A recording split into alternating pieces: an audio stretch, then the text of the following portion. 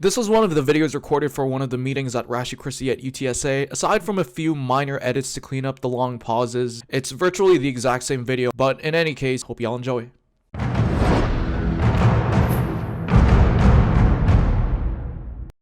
All right, let's get started. Good evening, everyone. It's my pleasure to introduce Dr. David Graieg, or David, a New Testament scholar and lecturer who teaches across several institutions, including Alpha Crucis University College, the Australian College of Ministries, and the University of Notre Dame, Australia.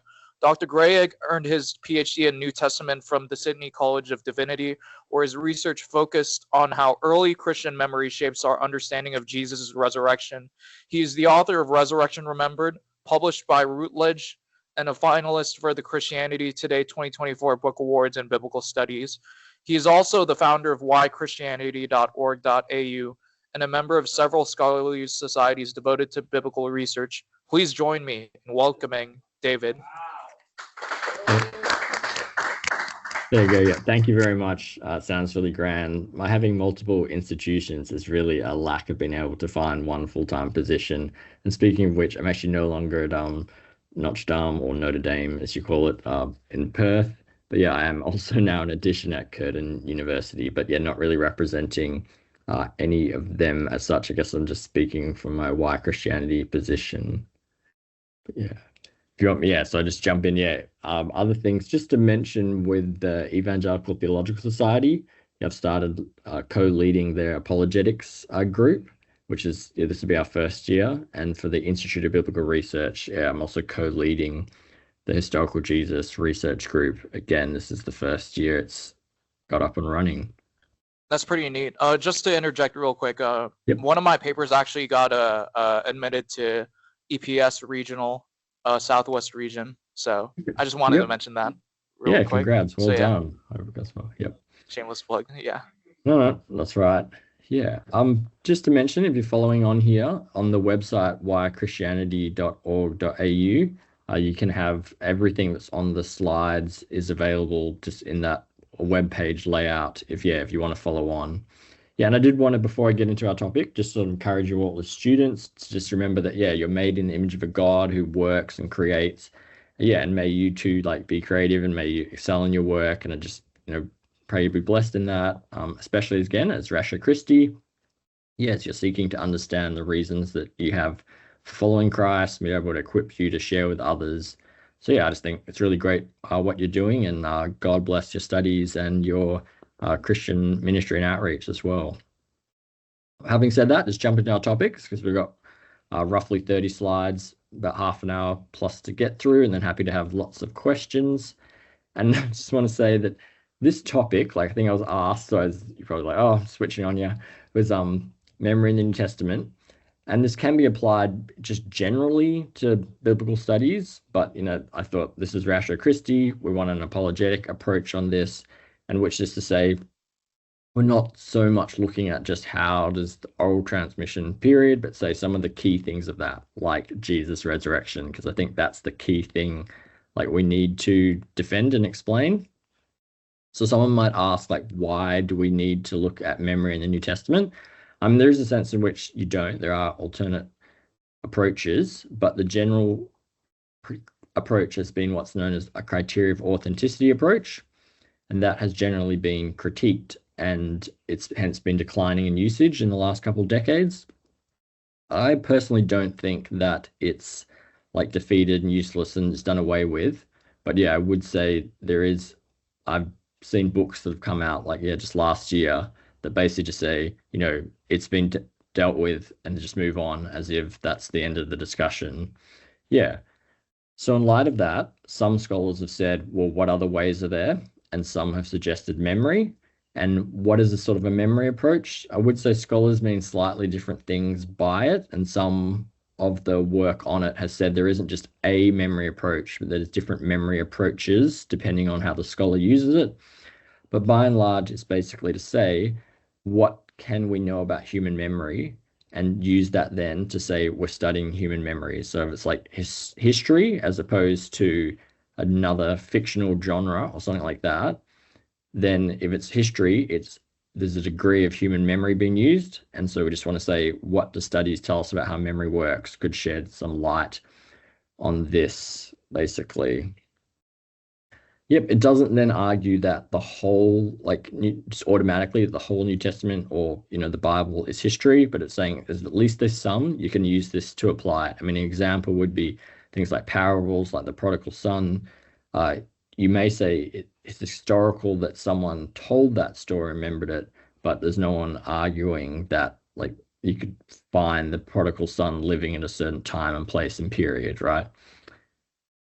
Yep. And also just want to point out that a memory approach, it's not like it stands on its own and just nothing else is needed.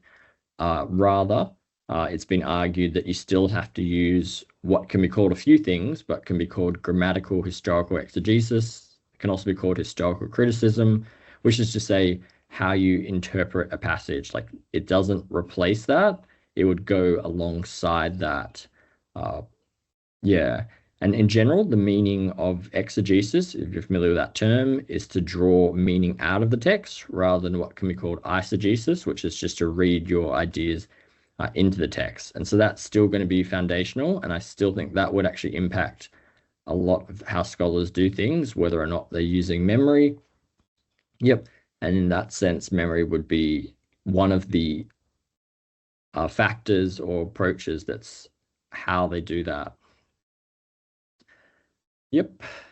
You had Ben Shaw. I watched his talk, and it was great to see the stuff he was teaching there, and I would be in agreement with him. Yep.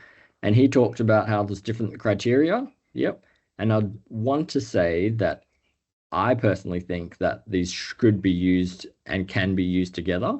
That being said, there's been very few people who have made that argument. They're generally used as separately, like a criteria approach, a memory approach. Yeah, and there's just in the scholarly literature, there's only like one or two things that have briefly said, like, yeah, they can go together. Some of them, it's actually, I think, fairly straightforward. For instance, if you have the distance of a source, like you want it to be reported early, that's to say the memory of it is more recent. So it hasn't been a long time that they would have to remember, or they're more likely to forget it over that period. But yeah, I still think these other factors, like, yeah, whether it was the bias of the witness, their perspective, whether there's multiple sources, which you could say if there's multiple memories of it as well. I personally, just number 4 here, would argue for what I'd call single attestation as well, which I don't see being said much. But yeah, I would want to say that multiple independent attestation makes something like very probable. But even if we just have one source attesting to it, that makes it likely as well. Let's just say, again, like the prodigal son, like, did Jesus tell the story of the prodigal son? You might say, well, there's no multiple independent attestation to that. Someone might say that, oh, Jesus taught lots of parables, and so it's consistent with like the recurrent things that Jesus did. Yep, but I just want to say, yeah, the fact that we have one account of that still makes it, I think, more likely. It may not make it very likely. Yeah, that in itself. And there were other things, yeah, which you covered as well. And I just want to say these criteria, in my mind, shouldn't be dismissed and can go together. And they're books like the one on the side, which some of the team's face bubble is like blocking it for me. But the Quest for the Historical Jesus Methodology, that basically says that this criteria is the same stuff that's used in secular history as well. So it's not like it's some separate thing. These are the same criteria and marks and qualities that they're looking for, and they see and they use. So yeah, if someone's saying we should get rid of it here, it's really saying the whole of history should be totally rewritten and done some other way. So that's some like introductory stuff. So we said, like, yeah, what do we mean by memory? Yep. And you could define it slightly differently, but basically memory can be defined as the cognitive capacity related to how an organism's past affects its ability to recall information or modify its behavior, right? And I think that's more like a textbook definition, sorry, than like a specifically tailored to our question at hand, right? Anyway, yep.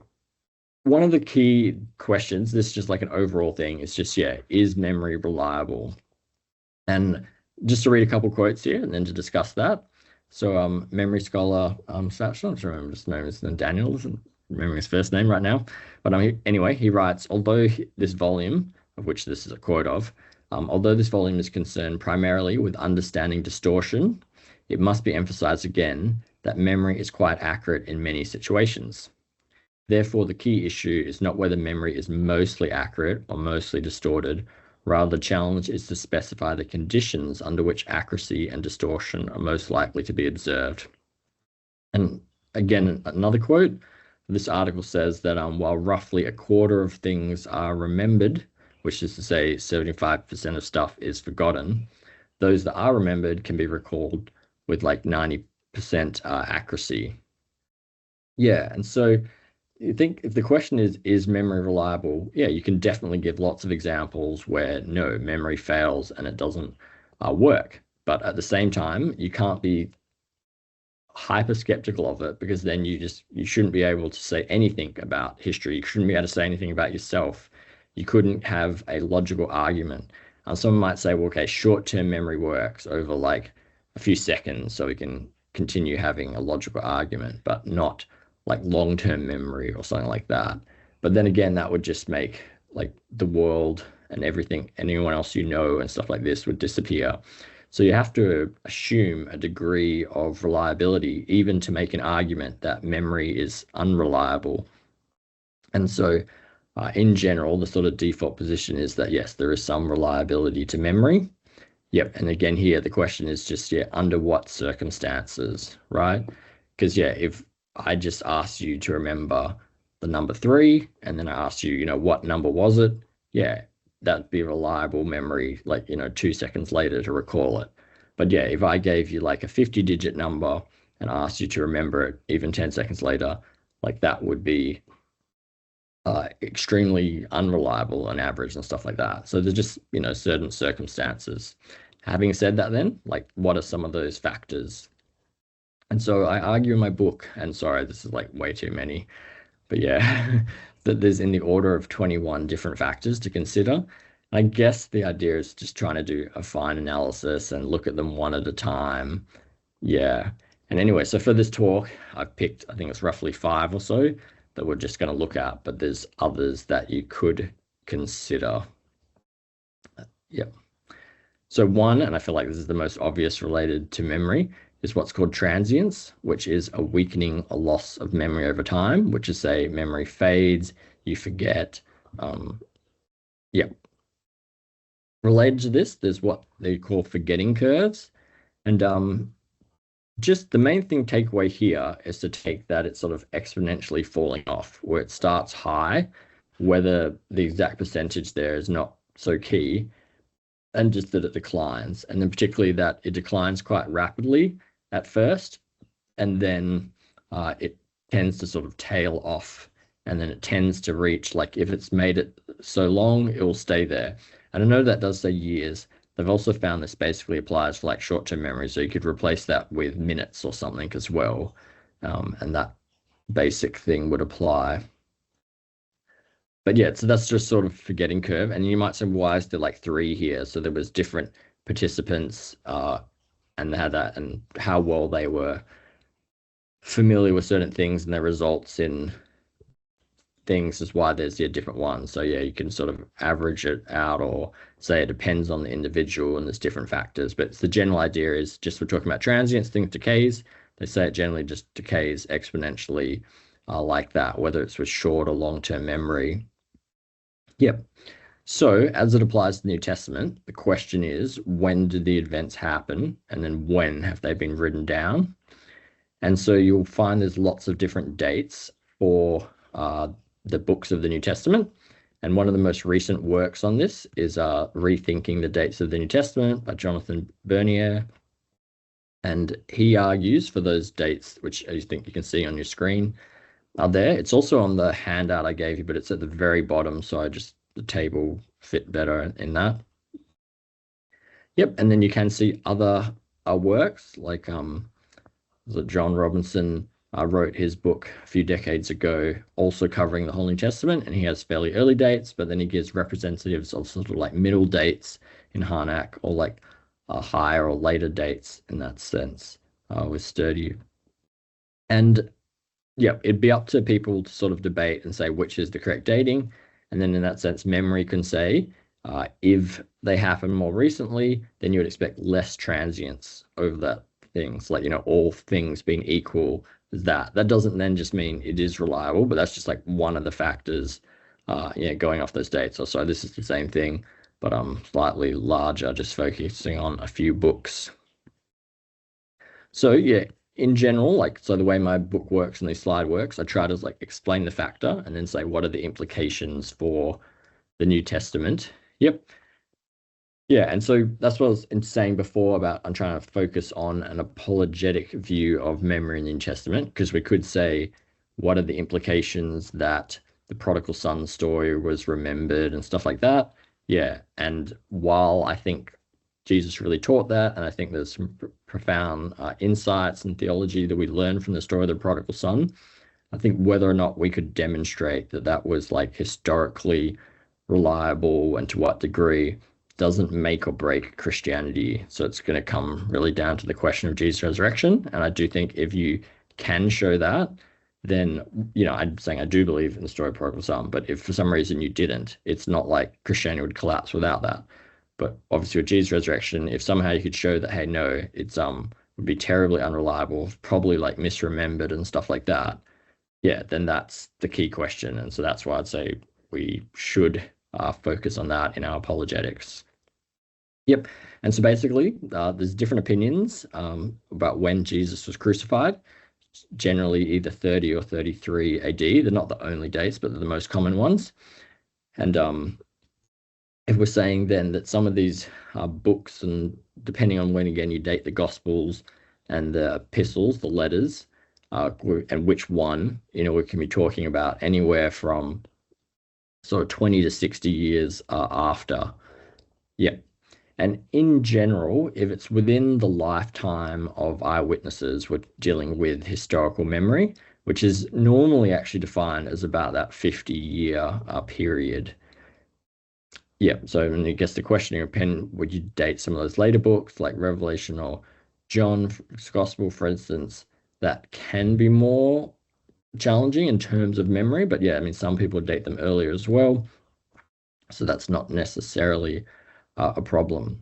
I'd also just want to point out that, yeah, so even though we're dealing with a couple of decades, there are, in a sense, early events, such as in 1 Corinthians 15. I think Ben Shaw talked about this, but as to say the contents within there is considered a creed or confessional statement, and that could have been formulated within a months to like 5 or so years between then.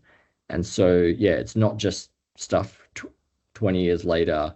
It is stuff that comes very close to the events. And as we'll see in a moment, I think sorry, not the next slide, but there are other factors to say it wasn't like they hadn't talked about it for 20 years and then wrote it down. These things were repeated and recalled more frequently, which would help refresh the memory.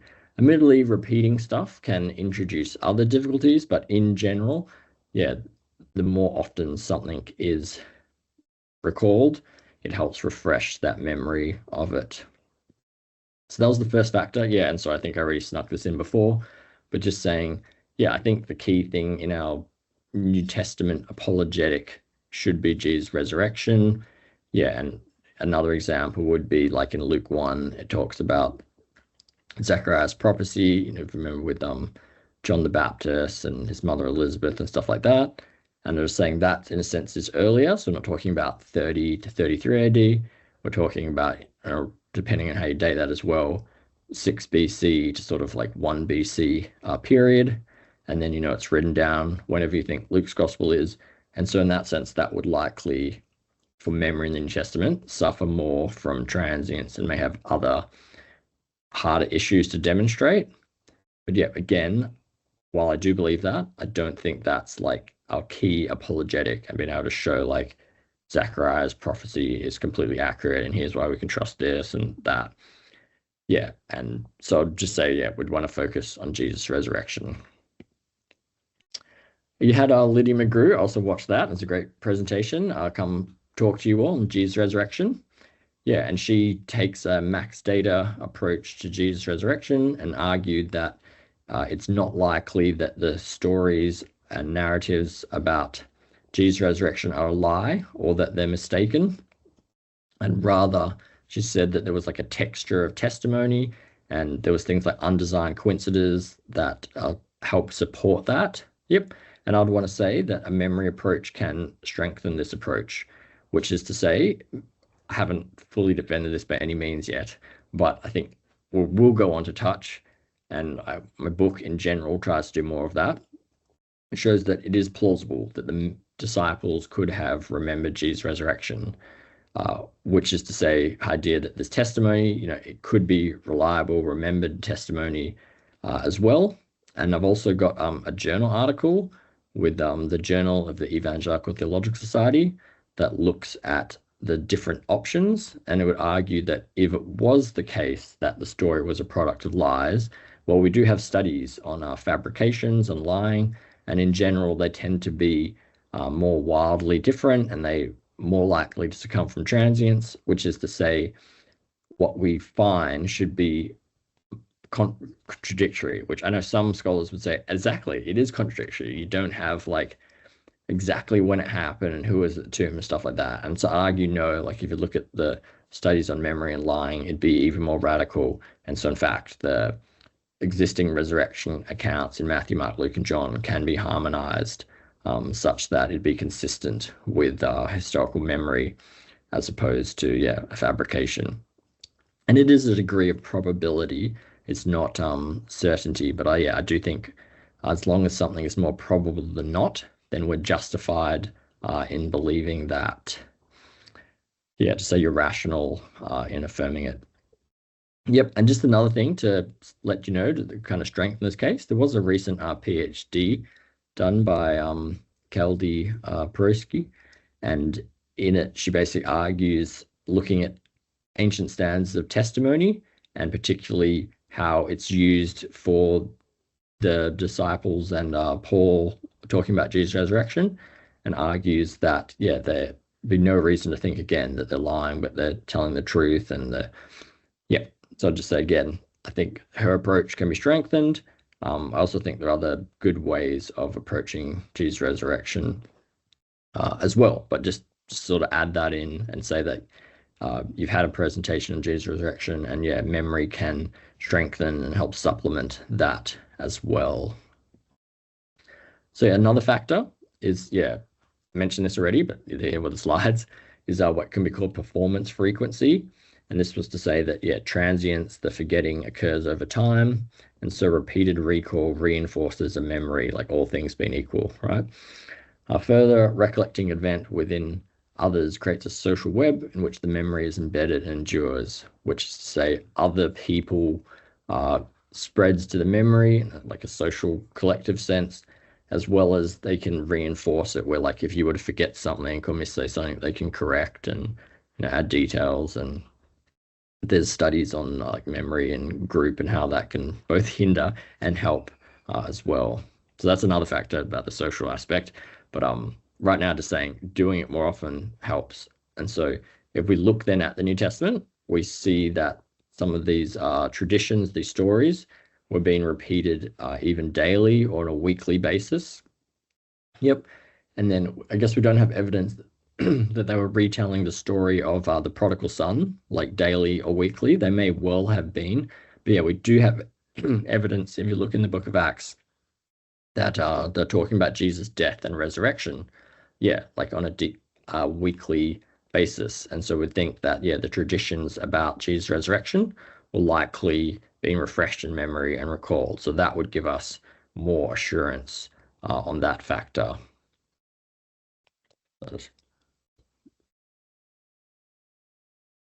So I think you particularly asked me to look at the transmission, of the oral traditions.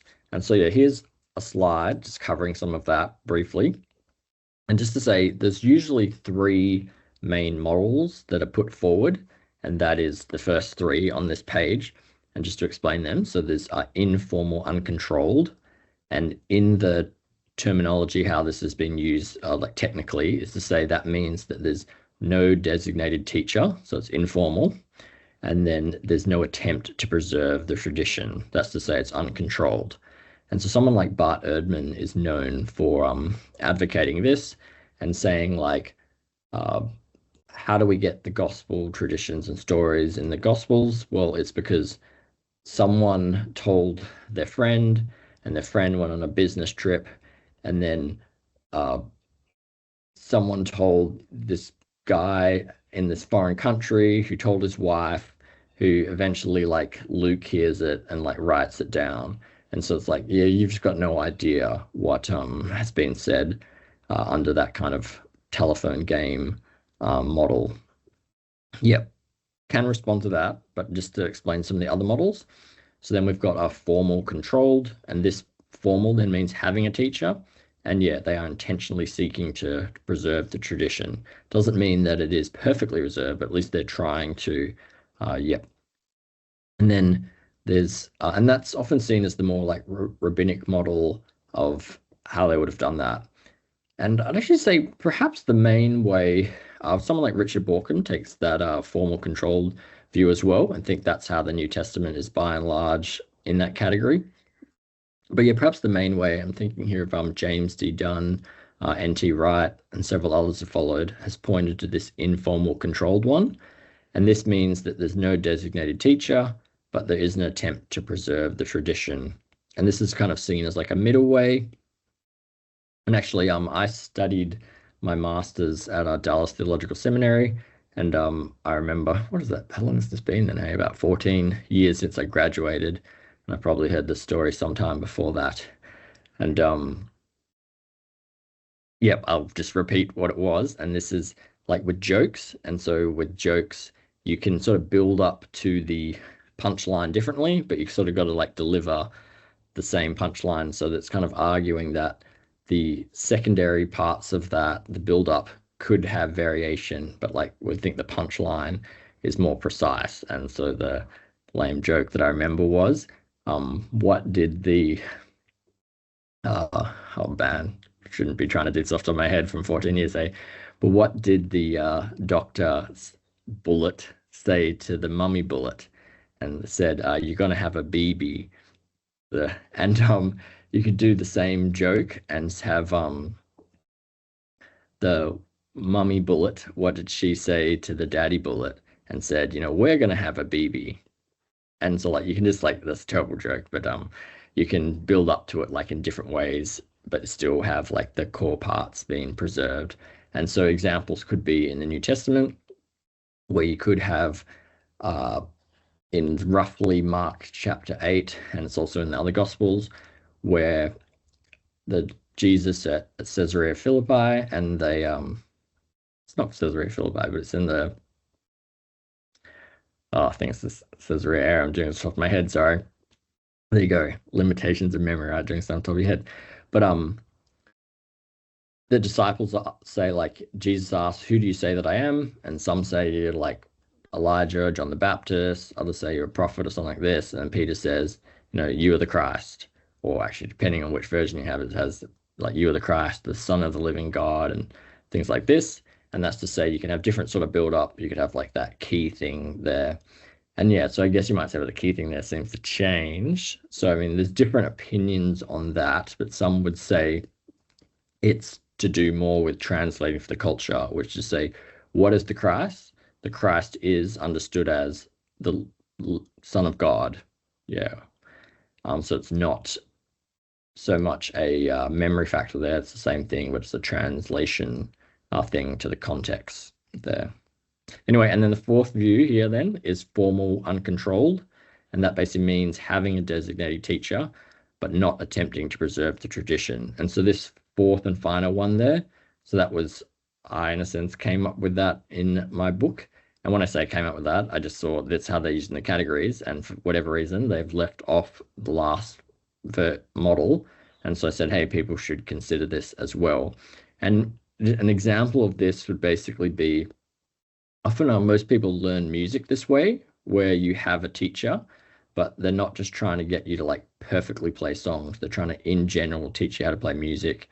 So you have the skill of playing music and you can play, or again, like perhaps with like rapping and stuff like that. You could have in a sense, an informal teacher teaches you how to rap, but the idea isn't just to repeat their raps the whole time, but to develop the skill and the ability to be able to say that.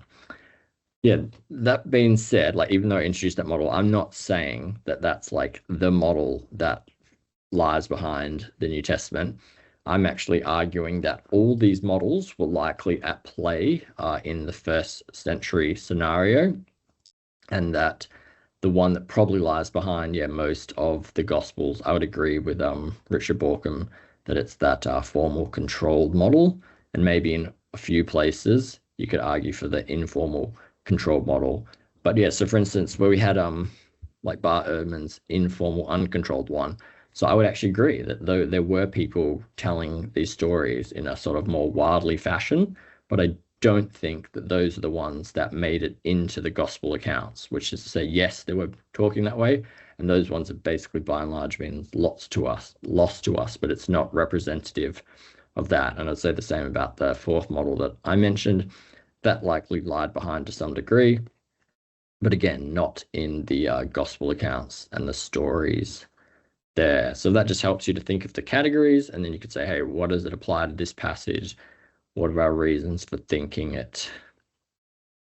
A few other factors to cover was in memory, you can talk about whether memory is passive, and this to say, does it preserve or archive events that happen, kind of like a storehouse or a filing cabinet, where you perceive the event, you witness it, and then you put it away, and then when someone asks you about it, you can just recall and bring out the memory, and it's like there.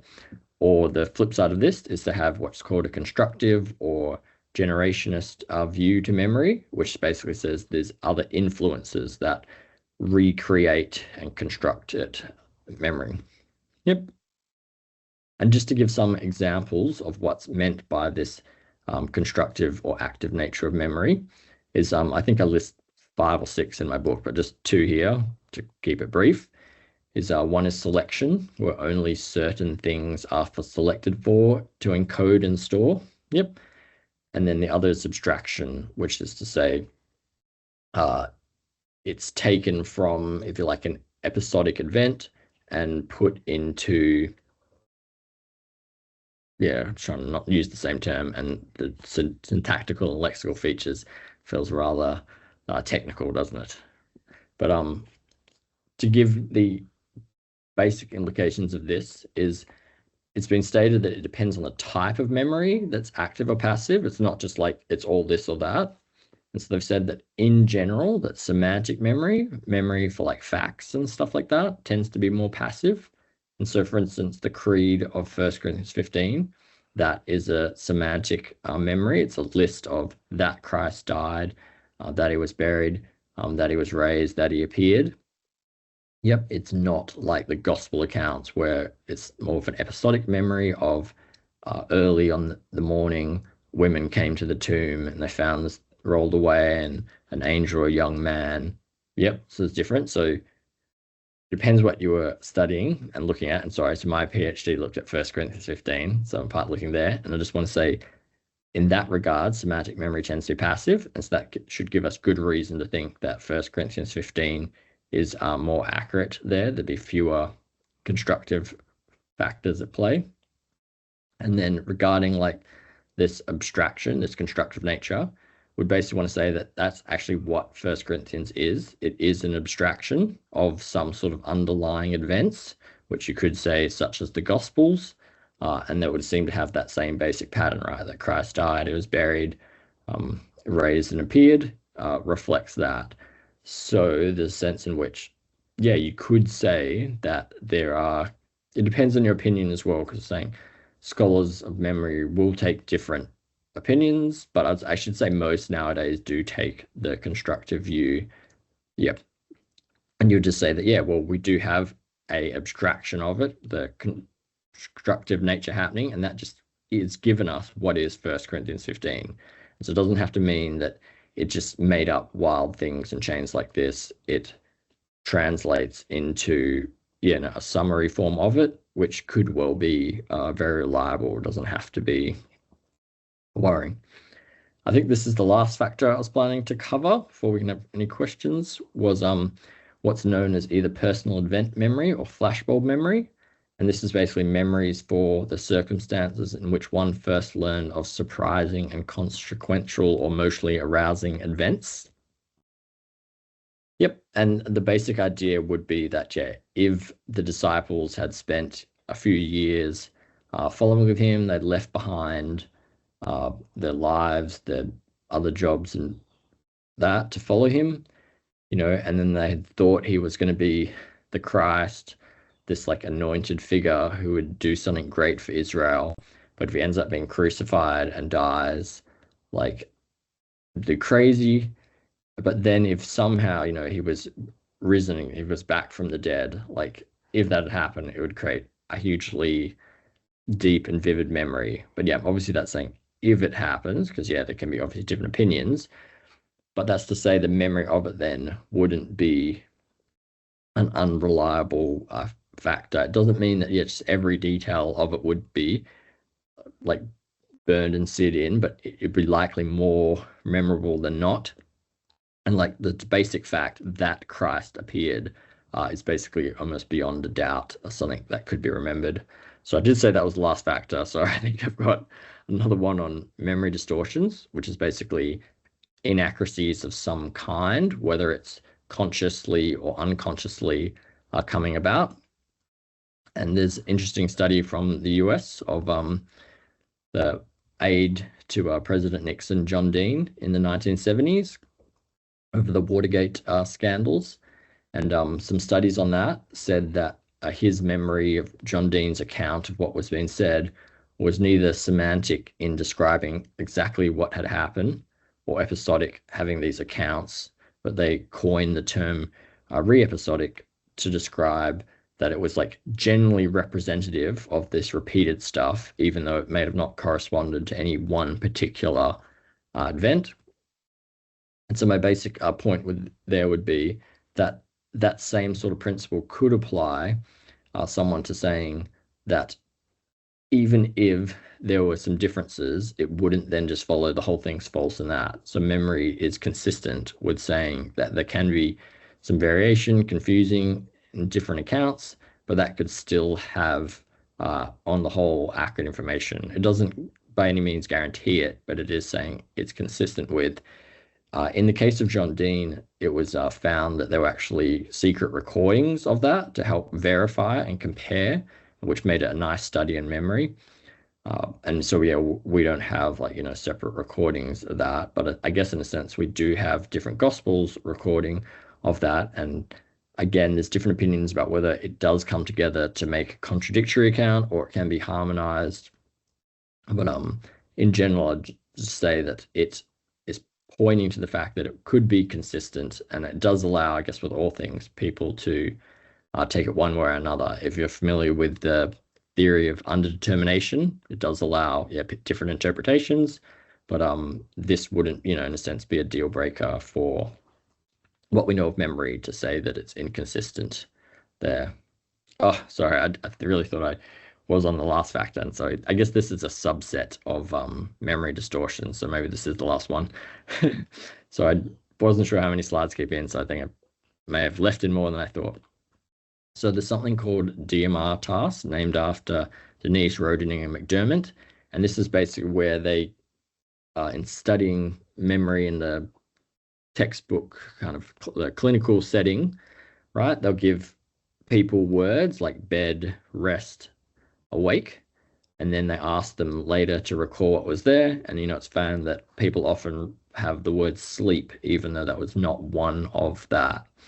And so the basic idea is that these associations can lead to like false memories or distortions of that, right? And so how might that apply to the New Testament, particularly, saying Jesus' resurrection is the key thing?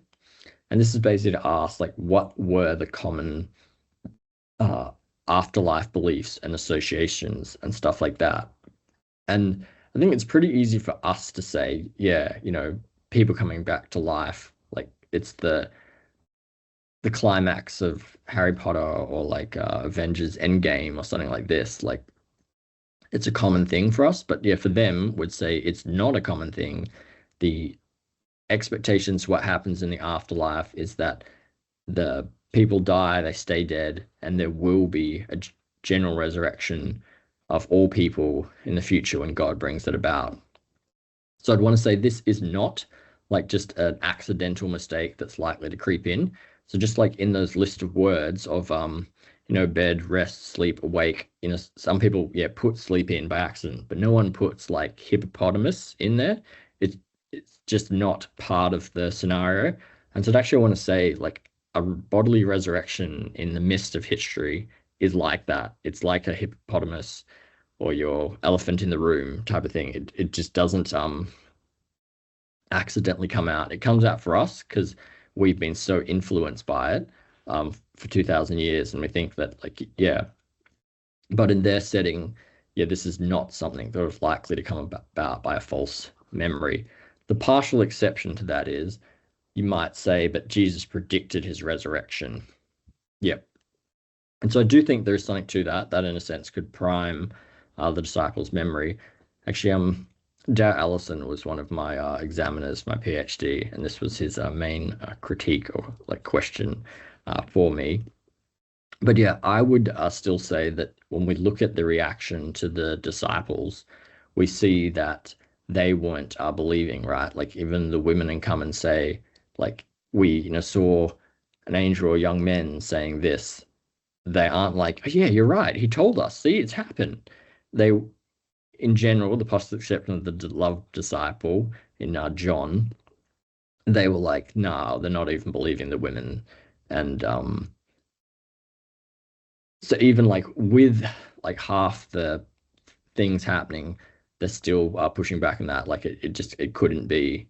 And again, like Thomas is like other people have seen, and he's like, no, unless I put my hand in his side and touch and see, I'm not even going to believe the women or the men are telling me this. So I still think overall in the whole, that still applies.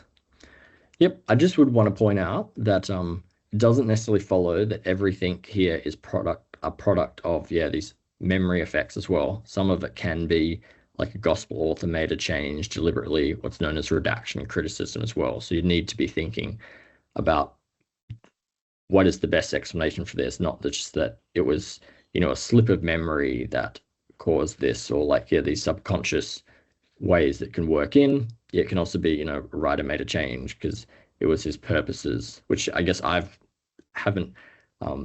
mentioned as an example in Mark 8, where it says, you are the Christ, the Son of the living God. That could be an editorial change, not necessarily a memory change. You'd have to see which one you think's the best fit for something like that.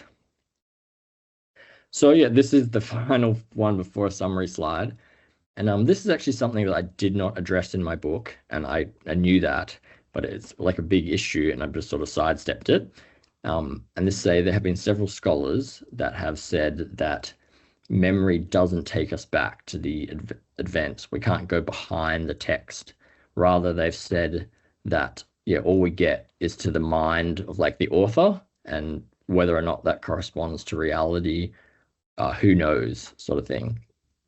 And I would actually, as part of that Institute of Biblical Research historical Jesus group that I've started to lead, I do have a couple of scholars who are presenting papers in November addressing this, and I've actually also been trying to work on it to come up with a journal article myself. So yeah, this is in progress stuff, but basically I'd say it has several epistemological assumptions behind it. Like one is, does someone believe in direct or indirect realism, which is to say, it is not just a question of like, how about Jesus? The same thing would be, whether or not you realize that, like, and not just because of we're going through digital technology, but the fact that whenever someone speaks, you're hearing it, even if it's microseconds later. The sense in which everything's back in the past, and more so for other things, but is to say, how can you say that what you're perceiving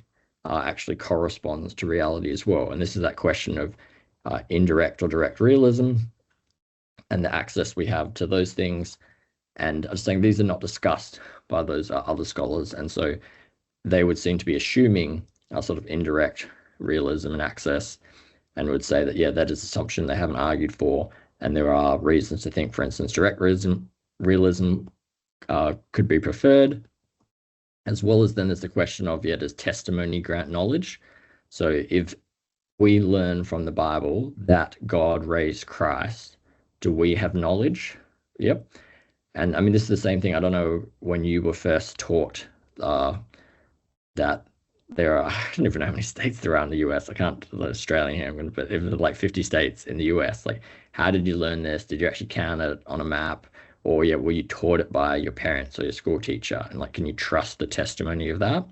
And so there's that question of, does that convey knowledge? Yep. And again, this is not discussed by them. And I think in general, there is arguments to say that, yes, we can have knowledge via testimony. And then finally, then it would come down as well to memory, is to say, like, what's the justification here? And there's what's known as the dualistic theory of memory justification.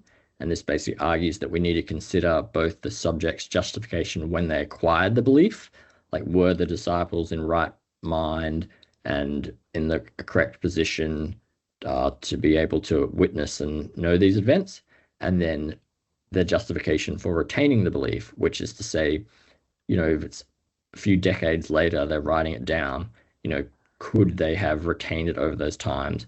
Questions of transience, questions of the performance frequency, questions of flashbulb memory come into play and stuff like that. And not being able to lay out here, but I'd say this is an area that needs to be looked at for like memory in the New Testament. How do we know they go back to reality?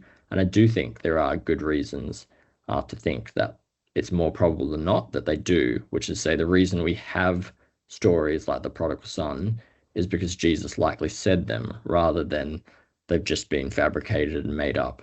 And most of all, the reason, we do have memory of the early disciples saying that Christ appeared to them is because that's the best explanation for what happened behind it. So more on that. But yeah, in conclusion, thanks for listening. And I'd say, yeah, there's many memory factors that need to be considered, and not all of them are like clear cut. But on the whole, I do think like a memory approach supports the conclusion that the early Christians would have had, these deep and lasting impressions of the bodily risen Jesus. And that's the key thing that we want to defend and explain in our apologetic. And we want to like celebrate, to say there's the promise of forgiveness and new life in it. Yeah, thanks for listening. Any questions? Yeah, that was fantastic, Dr. Graieg. Or should I say David, my bad. Yep, let's give it a round of applause real quick. All right, anyone have any questions? Yeah, sure. Hey, David, thanks again for that presentation. I had a couple questions. For one, I can understand how the memory approach is good at kind of explaining, the quote unquote contradictions in the resurrection account. Like, we can pretty much confidently say that they're, probably not made up and they're probably not misremembered. What does it say about, those who claim that it's all a legend, especially with like some of the critical scholarship coming out about the authorship of the Gospels and later dates and stuff like that? Does the memory-based approach apply or give us a unique viewpoint into, like, how do we know these aren't just legends being passed down rather than real events?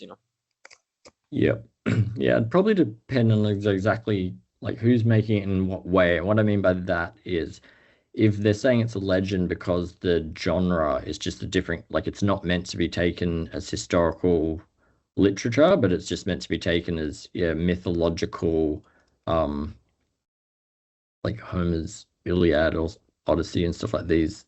I know there's debate about that as well, actually, but yeah. And so if it's more of a genre question, I think that's going to be a discussion about if it's legendary in that sense, or if it's just like it's legendary because it's late, and we say legends develop from something small to something greater over time, then to a degree that's almost more of a dating question. Like Bernie is like, it's less likely that if Mark was writing in the 40s that you would have this huge legendary development in that time. And I mean, the main, I would say, response to that is we have in 1 Corinthians 15 something that's within months, And in terms of the so-called legendary development, look at the work of James Ware, particularly his book called The Final Triumph of God. Man, yeah, sure, the proper title, Final Triumph of God, I think. And he would argue that 1 Corinthians 15 is talking about a bodily resurrection, and that's like the earliest source. So we don't have this legendary development of a spiritual thing into these material accounts. Rather, the earliest source already has that. Yep.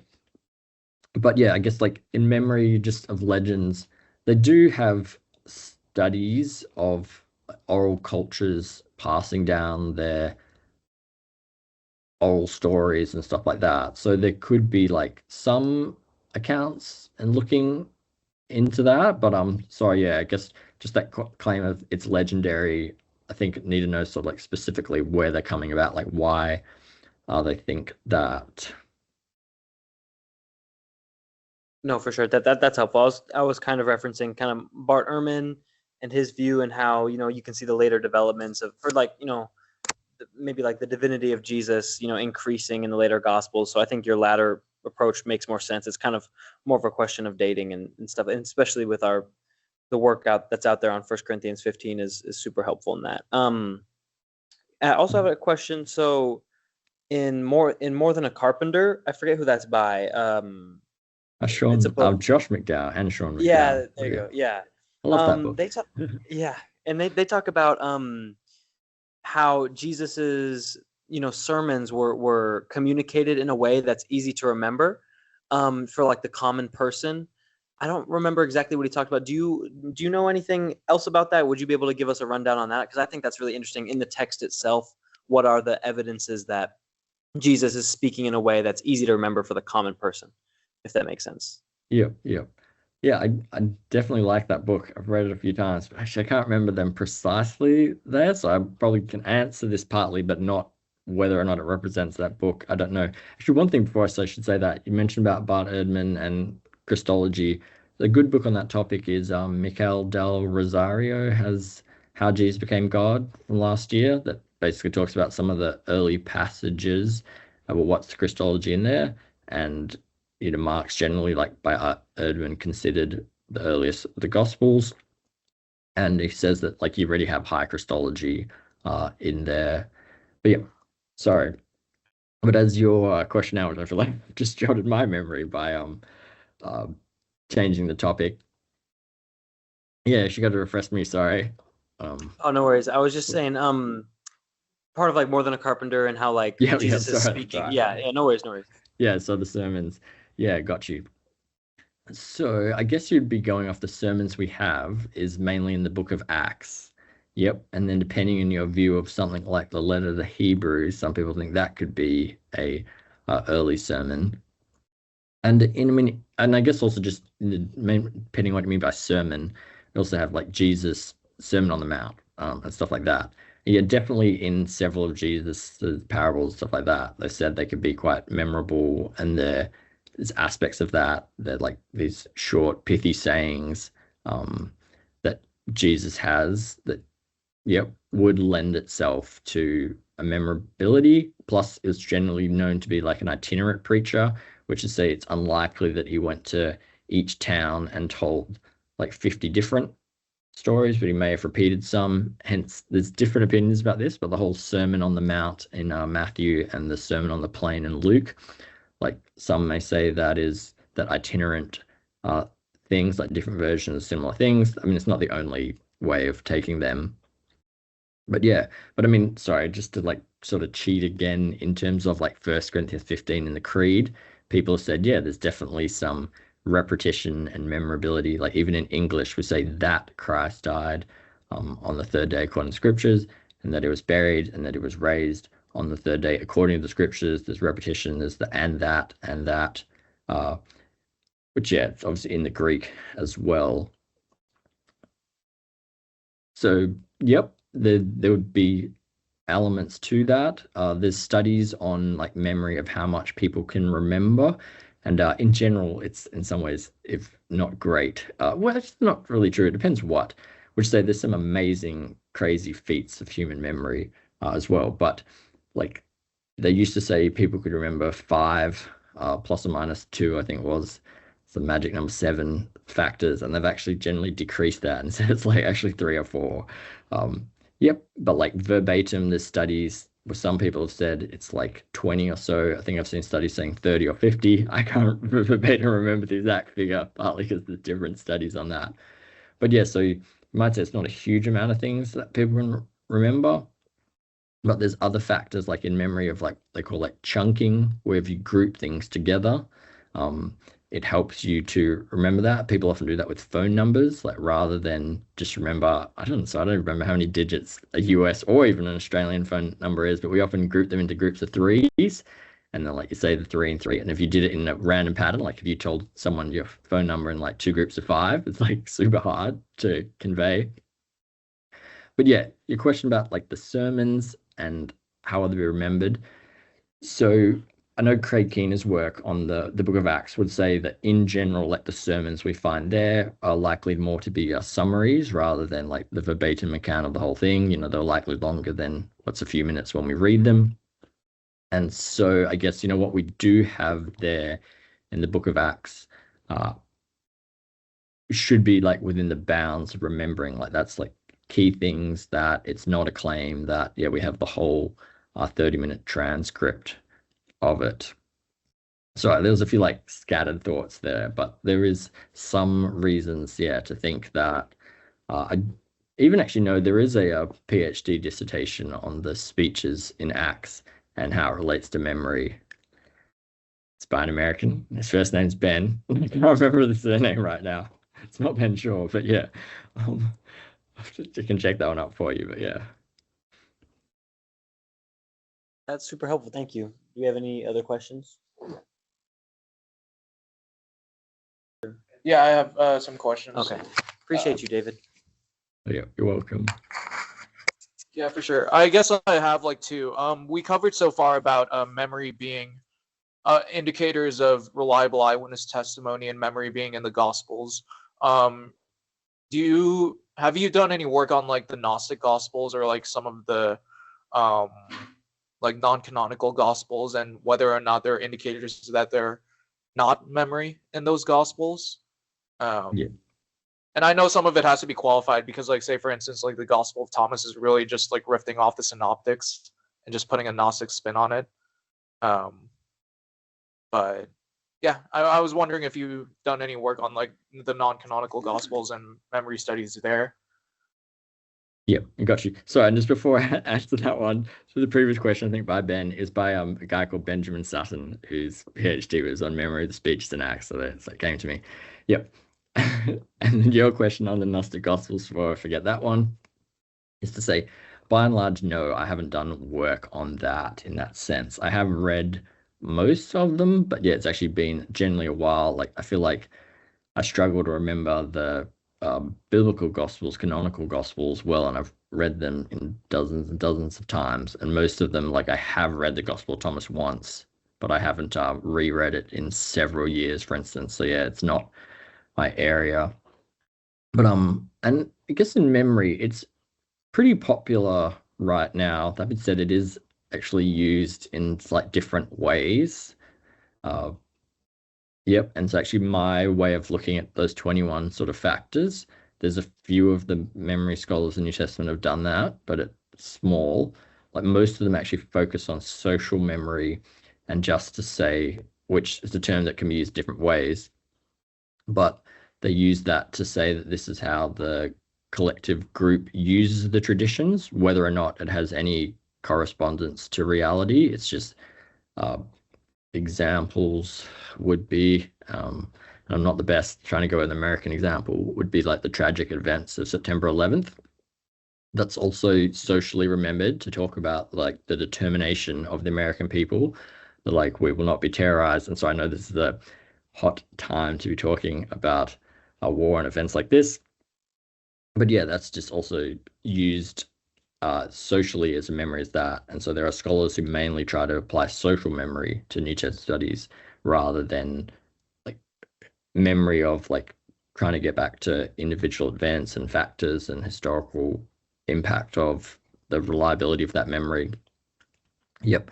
And so in terms of the Gnostic Gospels, I don't actually know of much work on that, but I'd basically say that tends to be more the fact that there's very few that are arguing for being dated within that 50, 60-year period of the eyewitnesses, which is to say we're not dealing with historical eyewitness memory. If they're second century events, we're just purely dealing with that, what could be called social memory of how people were using it and applying it. And so it's like to say it's like a fusion perhaps of like Greco-Roman religion with Christian ideas creates this Gnostic version of it rather than an actual genuine historical version of it, which is what the early people were saying, teaching, and believing of it. But yeah, sorry, the short answer should be no, I haven't really studied much on that. But yeah. No worries. But yeah, that's helpful. That's a helpful comment to note that the non-canonical gospels by and large are not even within the lifetime of the eyewitnesses, and so that would kind of rule them out due to like dating it. I guess like my last question is like sorry. Wow.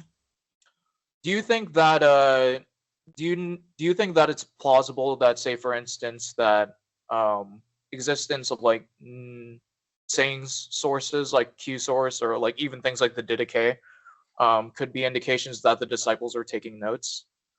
Yep. Again, this is not my main area, and I guess the general trend has been with Q was very likely thought to be the case, and there's even like different layers and versions of it. But because of the work of several scholars, including Mark Goodacre, saying it's really not necessary to postulate it, and you can just have the dependence of the Gospels in different ways. Yep, so that's been decreasing sort of popularity. And would like memory say anything directly on that? There actually is a chapter on memory and the synoptic problem, and it does argue, I believe it's by Rain Resner. Don't hold me to that one. Sorry, I'm just randomly pulling this out of my memory. I feel like in scholarship, we love the fact that you can take your time, do it as you're reading, don't have to answer stuff on the fly. It's like get back to you, and then also you tend to like deal with the work, and then you just sort of move on and you forget it. And if you have to look it back up, you just look it up again. But I believe there is a chapter on memory and synoptic problem, and it does argue that in general, what we know about memory could suggest that these variations could be the products of memory, and so it's less likely that you need to posit a source like Q behind that. Yeah, and sorry, as I can't remember exactly how your question related to the Didache now, which is often dated, fairly early. I have read that, but it's also been, I guess, there's so much in a sense to actually study and read in the New Testament as well. So I have read stuff outside, but I don't spend other than that occasional read, I don't spend my time in detail on it. So I just can't remember any details. Okay, yeah, that's helpful. Last round, just for questions real quick. I think we're all good. All right, let's give it a round for David. Yeah, thank you very much. Sorry, it was a bit scattered thoughts. There's more to look at, but it's great, again, what you all are doing, and hope it helps equip you and you just, better able to share the good news we have in our risen Savior Jesus. Amen, amen. Do you have any last plugins or shout outs to any projects that you're doing or websites, social media? So I'm barely on social media. I am on it such that I've already closed my slides, but so if you can spell my last name, which was Graieg, Graieg, it is potentially a blessing and a curse that it's unique. So anything you Google on David Graieg, it actually is me. So all the bad stuff, it's just out there as well, if you like. That's to say, you can follow, you message me or find me and stuff like that. I guess the new stuff would be, so quite excited to have formed the Institute of Biblical Research's Historical Jesus Research Group. And so we're hoping that from the papers, we'll publish them. So it'll take ages. But particularly that sort of key question we're looking at is methodology. And we got 2 papers that are going to be addressing, can we get back to the event, to the memory of it, or we just lost with, that's what the text says, but who knows whether or not it went behind to reality. So that's some of the things being worked on, if that helps. Yeah, I do have that website, that Why Christianity, but the truth is there's nothing really good on it there. I just put it up for like talk handouts and stuff like that, and I try to use it to look at the Perth scene.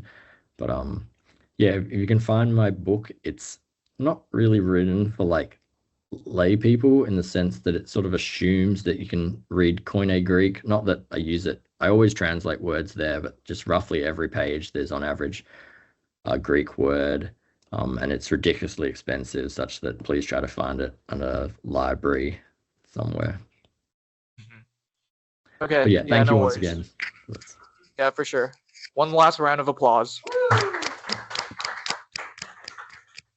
All right. Take care, Doctor. Take care. Or sorry, David. I'm so Yeah, sorry. it's all right. See ya. Bye. You made it to the end of this video. If you enjoyed it, please consider becoming a Patreon member for Apollos Christian Apologetics. Your partnership helps with creating original Christian apologetics research, gets you exclusive access to videos, and more. Want to catch me personally online? Well, feel free to join our Discord server. But in any case, Christianity is true, apologetics is base. This is your boy Apollo signing out. Peace.